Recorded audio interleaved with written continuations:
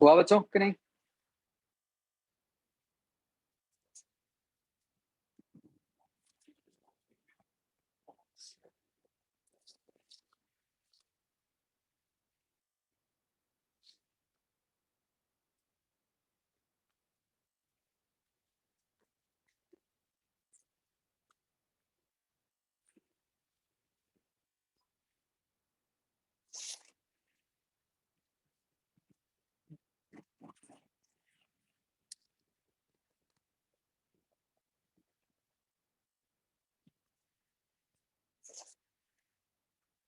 एक हिंट देता हूं मैं आपको।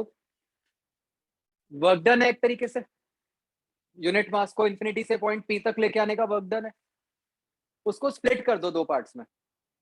ऐसे सोचो कि आप पहले इन्फिनिटी से सरफेस तक लेके आ रहे हो, फिर सरफेस से पी तक लेके आ रहे हो। उसके बेसिस पे सोचो।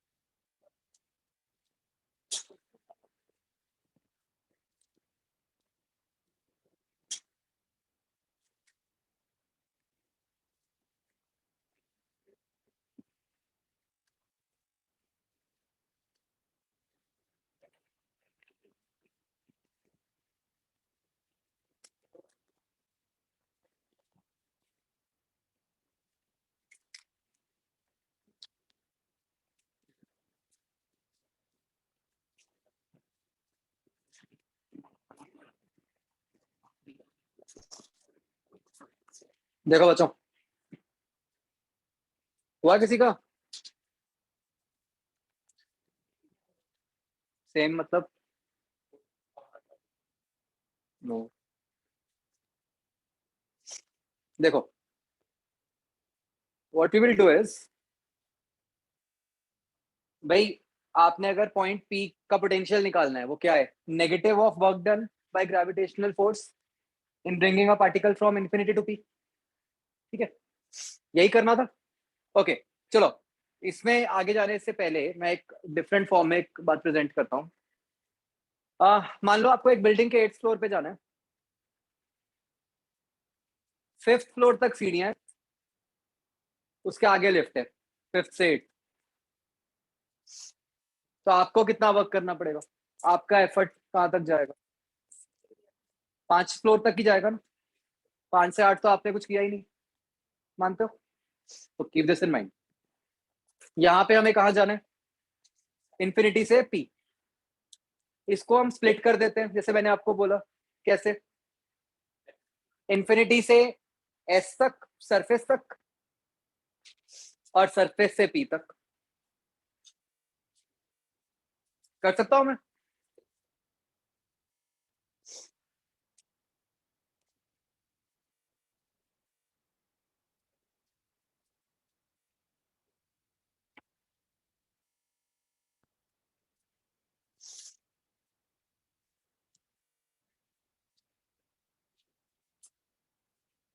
पहले बच्चों हम सिर्फ फर्स्ट टर्म के बारे में सोचते हैं।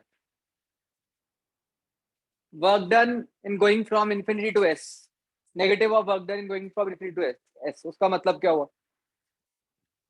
बाय डेफिनेशन उसका क्या मतलब है? इन्फिनिटी से पॉइंट एस तक जाने में नेगेटिव वर्क डन, वो क्या चीज है? That is nothing but potential at S. भाई पोटेंशियल एट एस की तो यही डेफिनेशन है। और मैंने एस क्यों लिया है? क्योंकि वो जस्ट आउटसाइड वाला केस हो गया, तो वो तो हमें पता ही है। तो ये वाली वैल्यू क्या हो गई पहले वाली? माइनस जी एम बाय कौन सा? Capital R. ये बात सबको समझ आती है? What about the other value, S to P? S से पी तक जाने में बच्चों ग्रेविटेशनल फोर्स कितना वर्क करेगी? जीरो। क्यों? या तो फील्ड ही जीरो होती है इनसाइड द शेल, तो फील्ड जीरो ही है, तो उसका वर्क डन कहां से आएगा? तो सेकंड टर्म क्या होगी? जीरो। तो क्या मतलब हुआ? पॉइंट पी पर वही पोटेंशियल है जो पॉइंट एस पर है। ठीक है, मतलब एक हॉलो शेल के अंदर हर जगह पोटेंशियल सेम होता है, और वो कितना होता है? जो सरफेस पे है।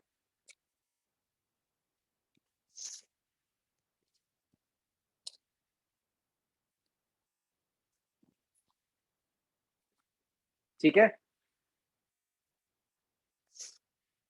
तो इसको बहुत ध्यान से याद रखना है, क्योंकि एक तो पहली चीज माइंड में यही आती है कि ई जीरो मतलब वी जीरो ही होगा। इसीलिए मैंने आपको पहले क्वेश्चन पहले ही करा दिया था, जिससे कंफर्म हो रहा है कि E zero does not mean V zero. Right? क्या? मैंने आपसे स्पेसिफिकली पूछा था, आपने स्मॉल आर बोला था। आपने बोला था बाहर वाला।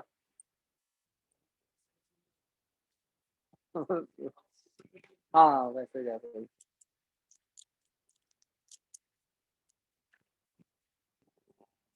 ये आवाज कहाँ से आ रही है? स्पीकर से तो नहीं आ रही।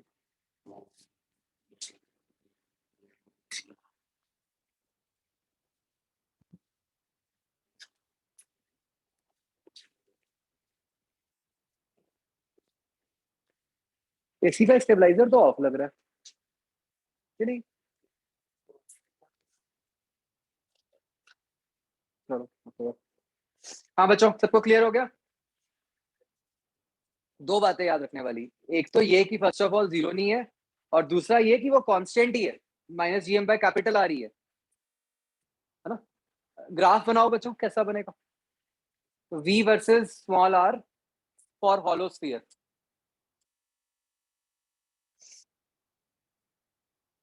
ध्यान से बनाना, कुछ भी गलती नहीं होनी चाहिए।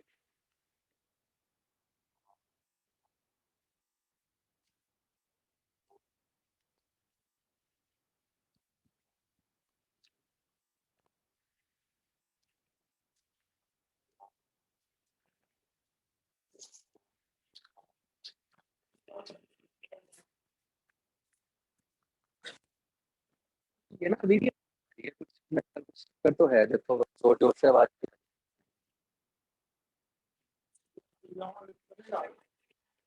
आवाज आ रही है।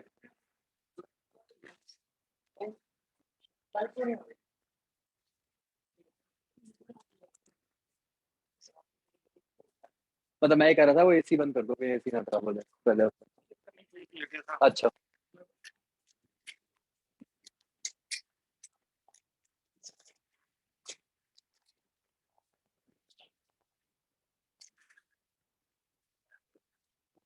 पंखे की तो नहीं है?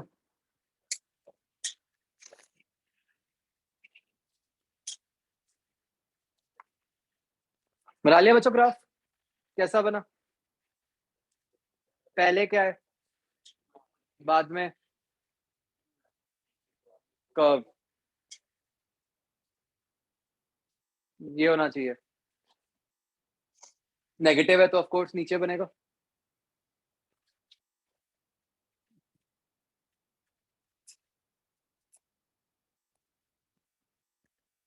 समझ आ रही है कैसे बना बच्चों? एक पहले तो कांस्टेंट ही है, बाद में -1/r।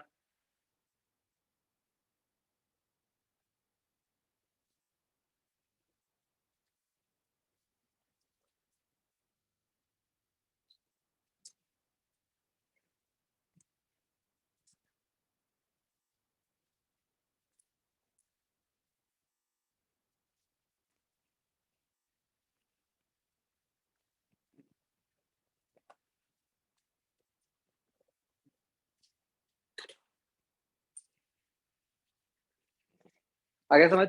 अब कौन सा केस बचा है बच्चों? Inside a solid sphere.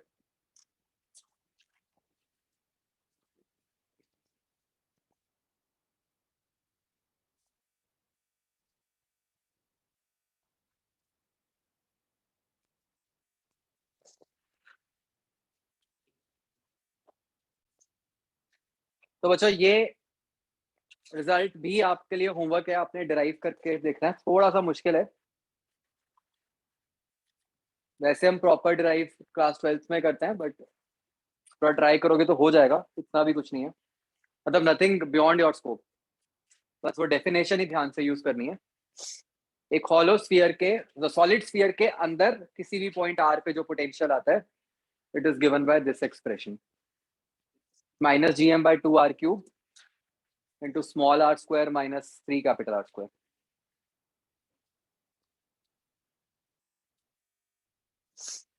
Actually बच्चों पोटेंशियल टॉपिक जो है ना, वो वैसे आपके क्लास 11th के सिलेबस में है ही नहीं, वो 12th में आता है, बट मेरे को लगा कि साथ में ही करवा देता हूँ आपको।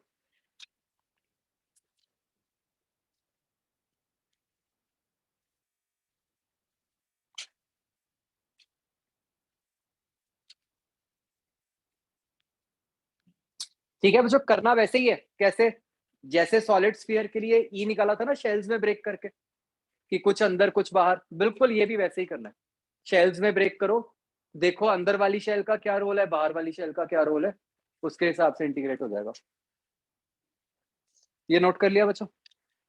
आप ये देख सकते हो कि सेंटर पे क्या पोटेंशियल बन गया।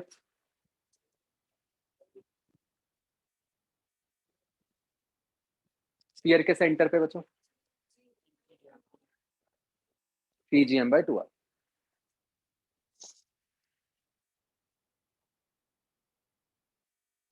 सरफेस पे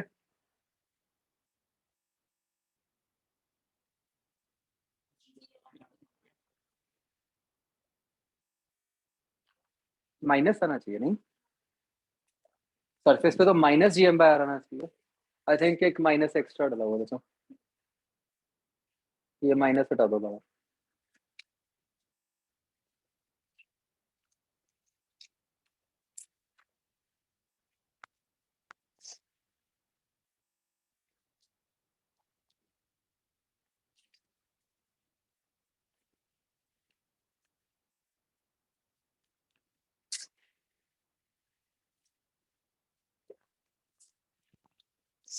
ठीक है बच्चों, बड़े आगे। तो नेक्स्ट वी विल लर्न कि हम ग्रेविटेशन फोर्स जब इन्वॉल्व हो रही होती है, how do we apply work energy theorem. ठीक है वही पुरानी थ्योरम, बस हम एक बार फिर से सीख रहे हैं कि कैसे अप्लाई करना।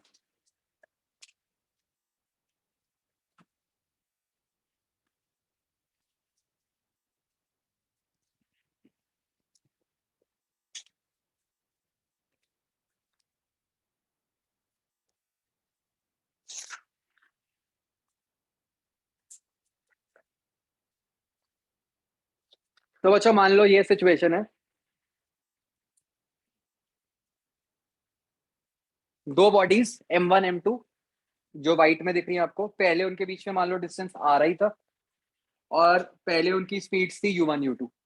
ऑब्वियसली वो एक दूसरे की तरफ अट्रैक्ट होंगी, तो थोड़ी देर बाद उनकी स्पीड्स बन गई v1 v2 और उनके बीच में डिस्टेंस रह गया rf। ये फिगर बनाओ एक बार।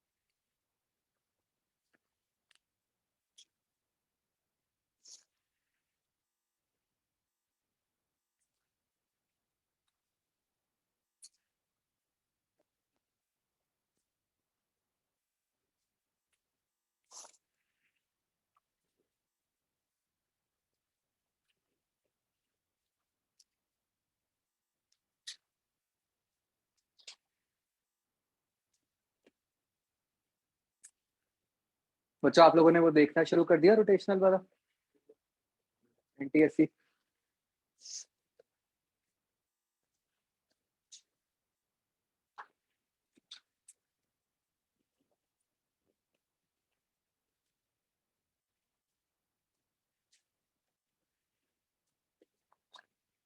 रिटर्न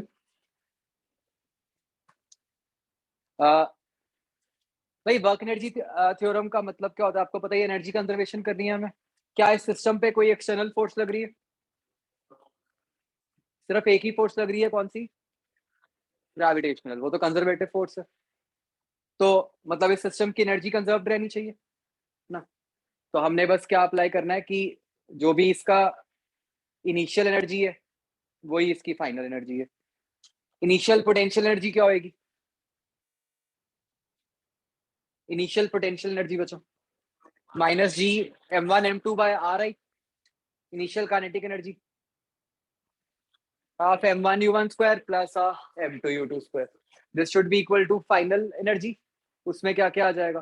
पोटेंशियल एनर्जी, वो क्या बन जाएगी? Minus G m1 m2 by R F और काइनेटिक, राइट।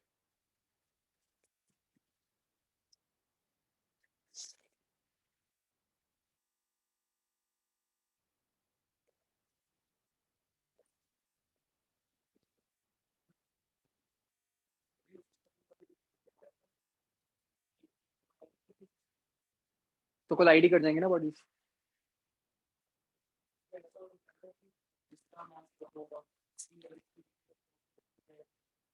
हम्म।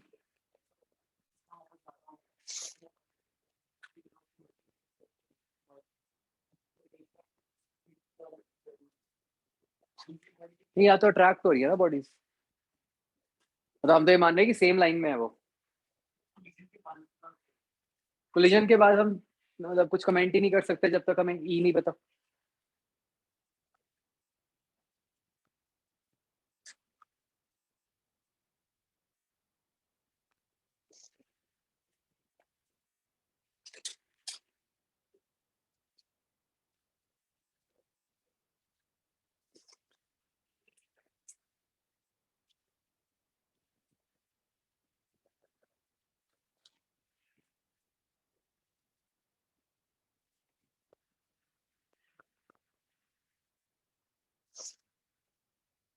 रिटर्न बचो। ओके, देखो वर्क एनर्जी थ्योरम तो बच्चों यही है। मान लो हमने वैसे ये सिचुएशन सॉल्व करनी होती, अननोन्स कितने हैं हमारे पास? v1 v2। इक्वेशन तो एक है, क्या कोई और इक्वेशन लगा सकते हैं हम ऐसी सिचुएशन में? मोमेंटम। क्यों? कोई एक्सटर्नल फोर्स तो है नहीं, तो इस केस में मोमेंटम भी कंजर्व होगा। तो ये भी हम अलग से लिख लेते हैं कि इस सिचुएशन में हम मोमेंटम भी कंजर्व कर सकते हैं।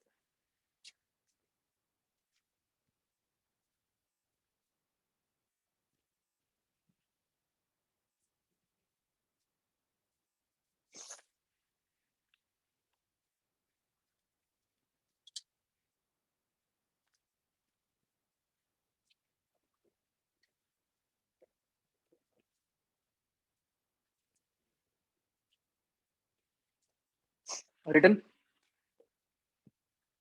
इसके बेसिस पर बच्चों हम एक कंसेप्ट बनाते हैं which is known as escape velocity.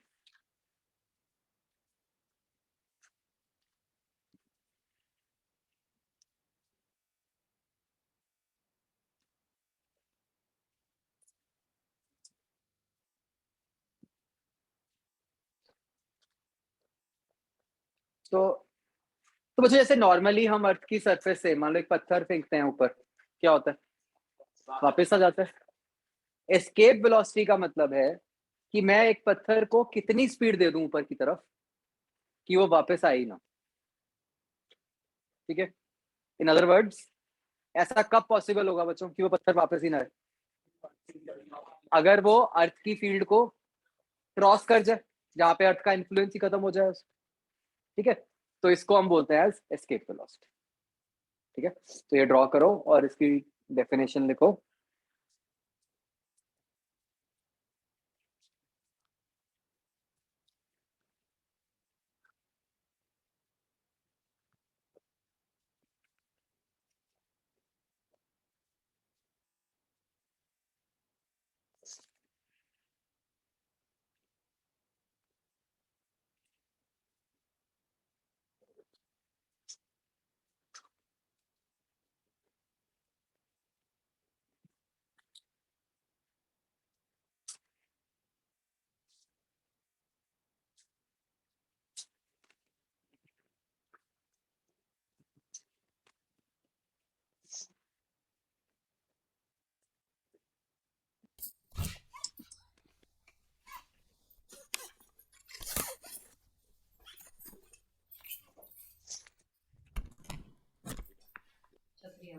अर्थ का बच्चों मास है एम, रेडियस आर मान लो। सिचुएशन क्लियर है? ये कहाँ यूज करते होंगे ये वेलोसिटी को? मुझे पता था बोलोगे, इसीलिए वहां नहीं यूज करते। क्यों? रॉकेट में तो फ्यूल होता है ना जो उसको कंटिन्यूसली प्रोपेल कर रहा है। ये ऐसा केस है जहाँ पे मैंने इसीलिए पत्थर का एग्जांपल लिया था, जहाँ पे बस हमने एक बार स्पीड दी, उसके बाद हम कोई उसको एनर्जी नहीं प्रोवाइड कर रहे। रॉकेट के केस में तो वो फ्यूल बर्न होने से उसको कंटिन्यूसली एनर्जी मिल रही है।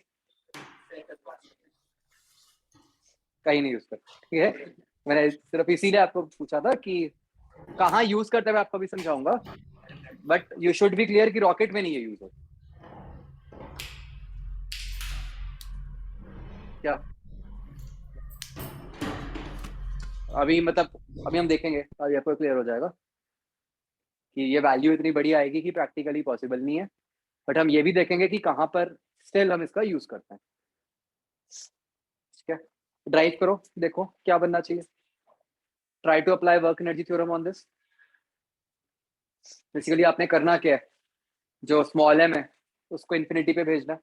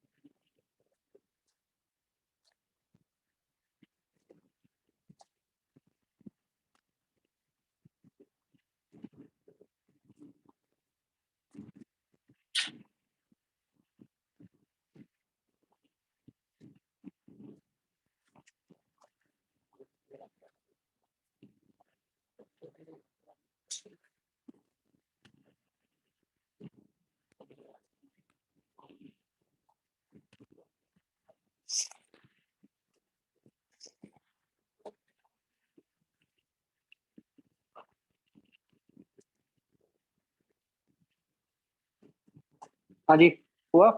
बहुत इजी डेरिवेशन है। क्या आंसर है?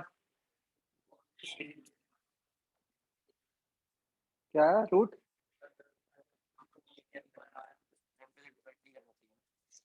देखें तो,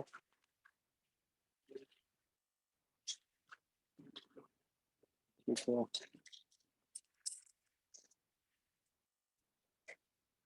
गलत। ठीक,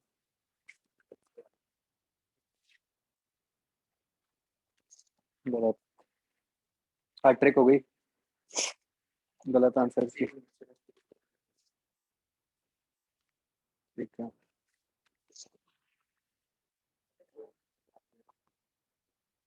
ठीक है। ओके, ठीक है।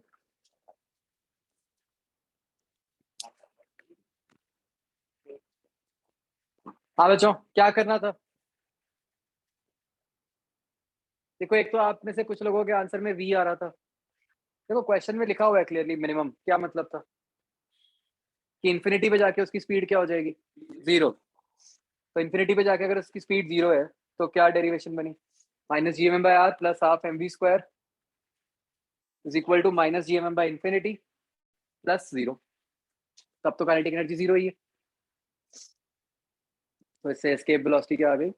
Root two G M by R या फिर रूट टू जी आर। यही था तुम्हारा?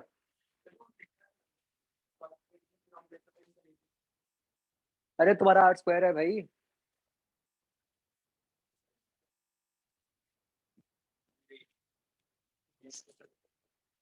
हम्म। वी स्क्वायर नहीं आना चाहिए था। कहा है क्वेश्चन में कोई भी?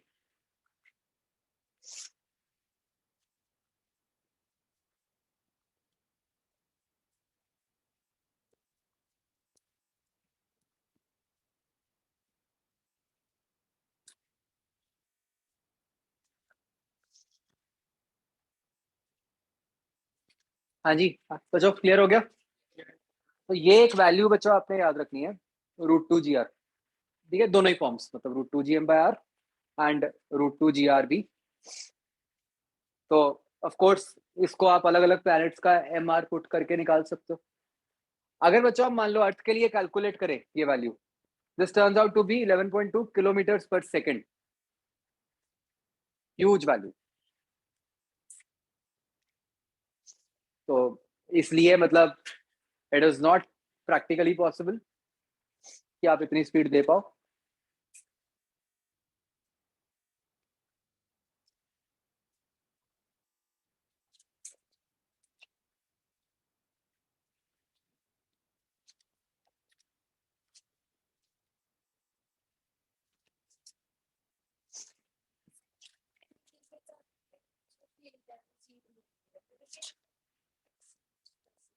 हम्म।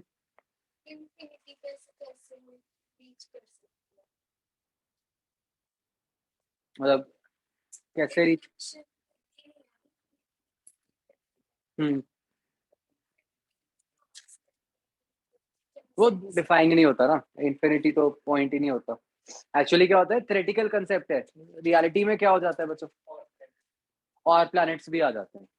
तो रियलिटी में तो ऐसा होता है कि मतलब कोई ऐसा पॉइंट आ जाता है कि जब कोई दूसरे प्लैनेट की फील्ड डोमिनेट करने लग जाती है।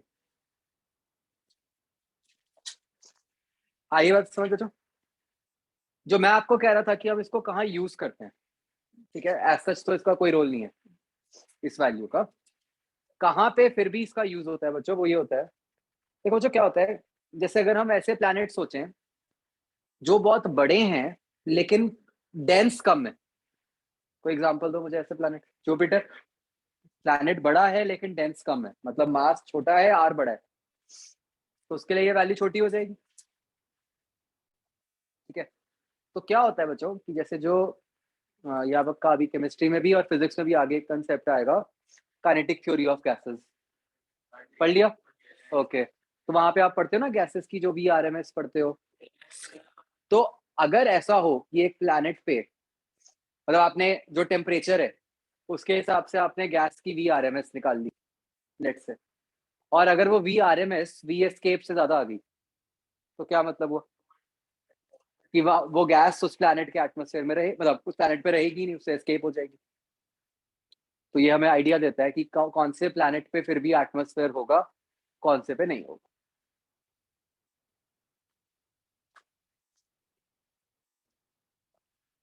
आ रही है बात समझ बच्चों? बच्चों एक और बहुत इंपॉर्टेंट तरीके से हमने इस कंसेप्ट को समझना है, वो देखो क्या है।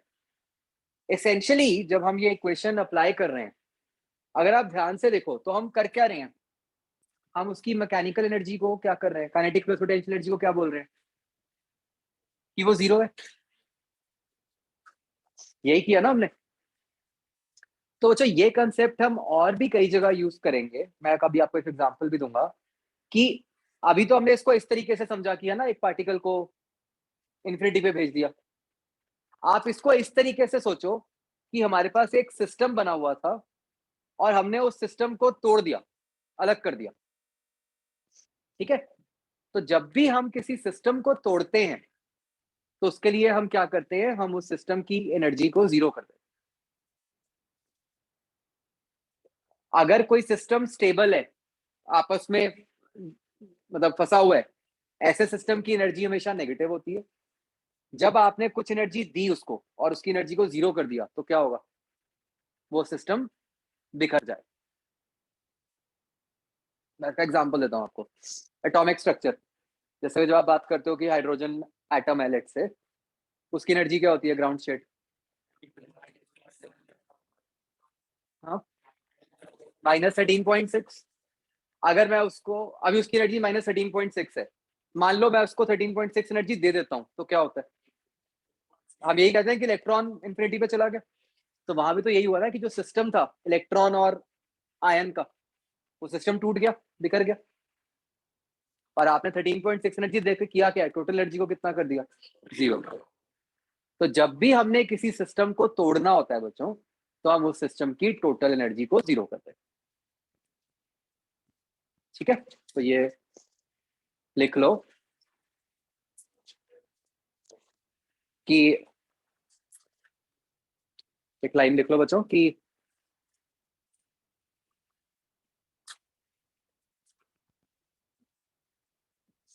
whenever we have to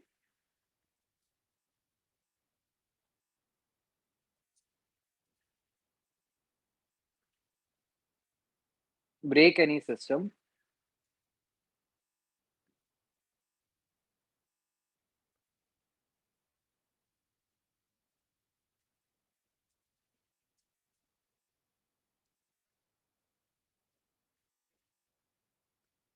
we make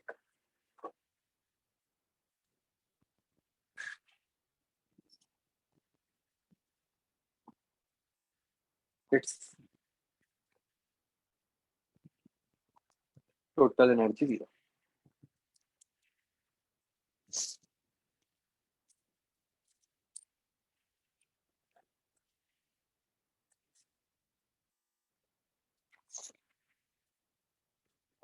ठीक है, जैसे बच्चों हमने आज जो पहले भी क्वेश्चंस किए थे ना, जैसे ये जो स्क्वायर वाला किया था एक, जैसे ये है मान लो क्वेश्चन, ये सिस्टम अभी इसकी एनर्जी नेगेटिव है, मान लो ये वैल्यू जो है, मान लो ये -20 आती है, तो अगर आप इसको 20 दे दोगे तो क्या होगा, सारे बिल्कुल एक दूसरे से अलग हो जाएंगे एंड खुद से कभी वापस नहीं जुड़ेंगे।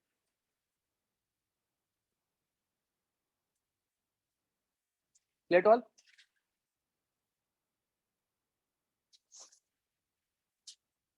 चलो ठीक है बच्चों, दैट्स इट। अपना इस चैप्टर का बस एक टॉपिक रह गया, वो सैटेलाइट मोशन है। ठीक है, तो वो हो जाएगा अपना नेक्स्ट वीक। इसमें देखना बच्चों कौन सा पार्ट कर सकते हो।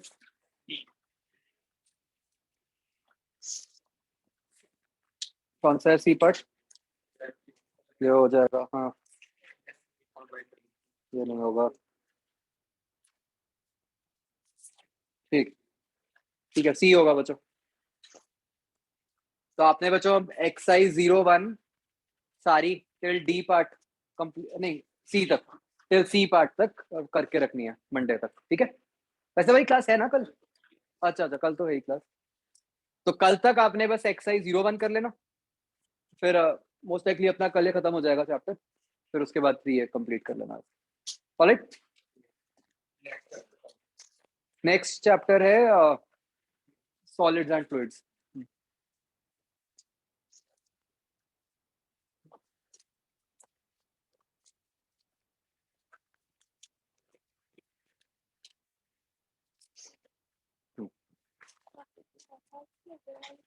वेक्टर जो है वो इधर वाला भी मान ले तो भी सेम आएगा आंसर।